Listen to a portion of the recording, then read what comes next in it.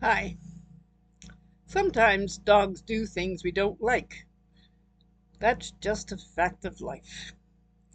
But that doesn't mean you have to live with the undesirable behavior. But you also don't have to act like a big, strong bully to correct it.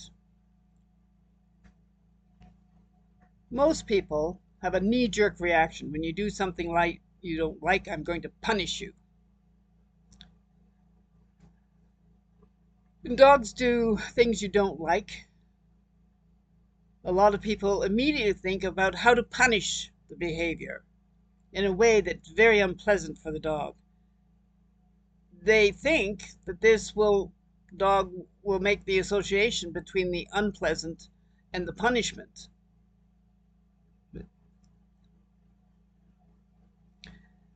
And the undesirable behavior.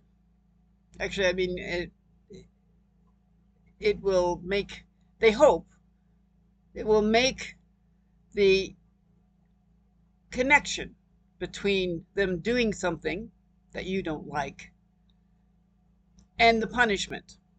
Well, quite often that doesn't work. Well, mostly. It rarely works. And usually, what happens is that you make the dog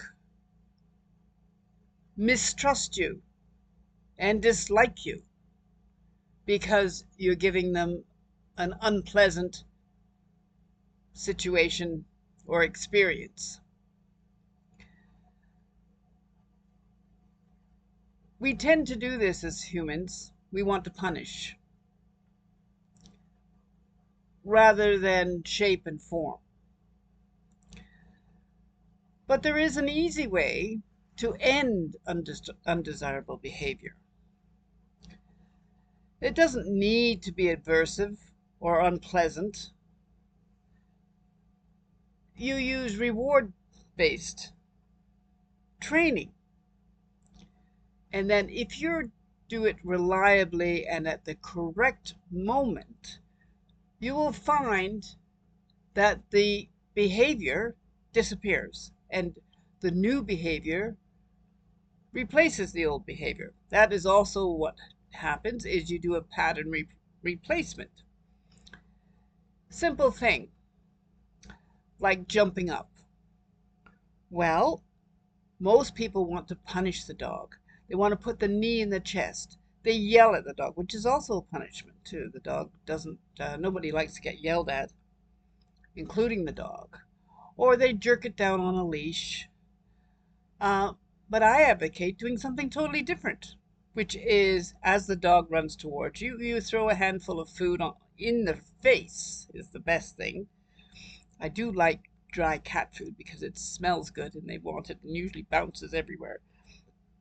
So their head goes down and um, they act like chickens going around eating up all the little bit. Well, during that time, you can walk past them and into another room, get another treat, and then when they come back at you to greet you, you ask them to sit, and the initial excitement at the door is all over, and they sit, and they soon learn that opening up the door means they sit and they get a cookie. It doesn't take very long, and you just replace the pattern of jumping with another pattern, which is great.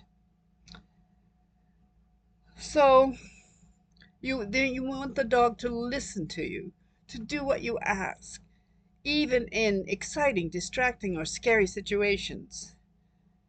Teach your dog that they may get a reward even if you don't use a lure, or have an obvious reward ready in the fact. Teach your dog that when they listen to you and do what you ask without the need of the lure, that's when they get the biggest, best reward, which is your approval. Your approval and your disapproval is the best tool to train your dog. Doesn't matter about any kind of leash, collar, whatever. Approval and disapproval is the best.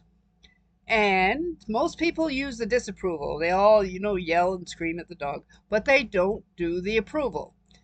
When your dog is lying down and you walk past it and it doesn't move or just looks up at you and wags its tail, say to it, "What a wonderful dog you are." Say the dog's name and the "what a wonderful dog."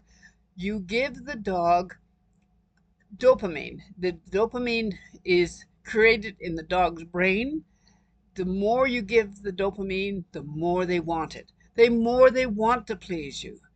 And they do not like to be told that they've disappointed you. And I usually use the words, "You can do better than that," or "You've ruined it. I know you can do better." And that disappointment in your voice is usually enough to stop the behavior that you don't want.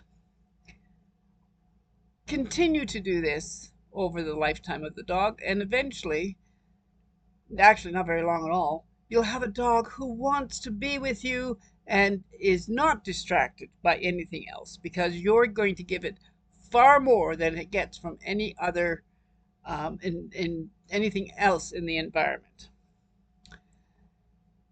Click the like button, share it, and subscribe. It really helps the channel. See you next time. Bye.